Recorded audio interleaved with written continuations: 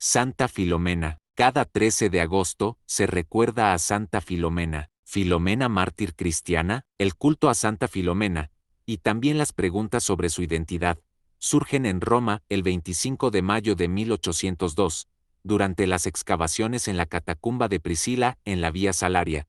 Se descubrieron entonces los huesos de una joven de 13 o 14 años y un pequeño vaso que contenía un líquido considerado sangre de la santa. El nicho estaba cerrado con 3 tejas de barro, sobre las que estaba escritos, Lumena Pax Tecum Fi. Se creyó que, inadvertidamente, se había invertido el orden de los 3 fragmentos, escritos entre el siglo III y IV de Calle, y que en realidad tenía que leerse, Pax Tecum Filumena, o sea, la paz sea contigo, Filomena. Los signos decorativos alrededor del nombre, sobre todo la palma y las lanzas, hicieron pensar que los huesos pertenecían a una mártir cristiana de los primeros siglos. En esa época, en efecto, se consideraba que la mayor parte de los cuerpos presentes en las catacumbas pertenecían a las persecuciones de la época apostólica. Las reliquias y los prodigios en Mugnano del Cardinale. Estas reliquias fueron llevadas a Mugnano del Cardinale, provincia de Avellino, a la iglesia dedicada a la Virgen de las Gracias, donde se encuentran aún hoy en día. En esta ciudad comienzan a suceder los primeros milagros, narrados por Mons de Lucia. Al saber de los milagros, el Papa León XII concedió al santuario la lápida original, que había sido trasladada anteriormente al lapidario vaticano. En 1833, la revelación de la religiosa Sor María Luisa de Jesús contribuyó a la difusión del culto a Santa Filomena en Europa y en América.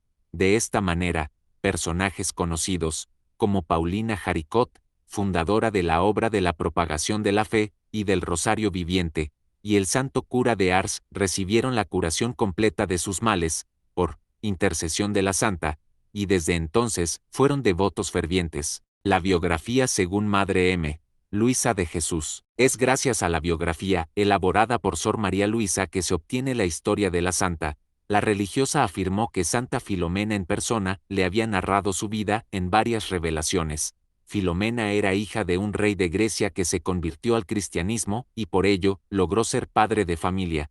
Filomena se consagró a Dios a los 13 años, con un voto de castidad virginal. El emperador Diocleciano declaró la guerra a su padre, y la familia se vio obligada a trasladarse a Roma para tratar la paz.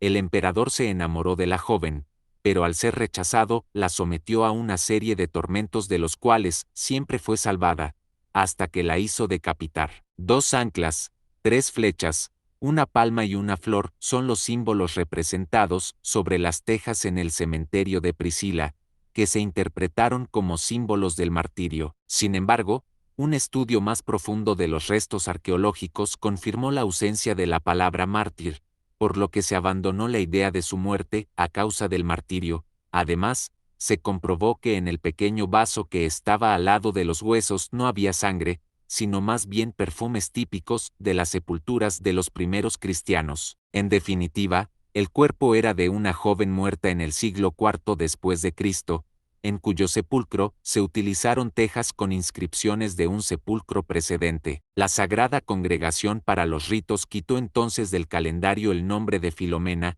en la reforma litúrgica de los años 60 del siglo pasado, pero el culto se mantuvo, la devoción permanece. La santita del cura de Ars, como muchos llaman a Santa Filomena, fue venerada en particular por San Pío de Pietrelcina desde que era niño.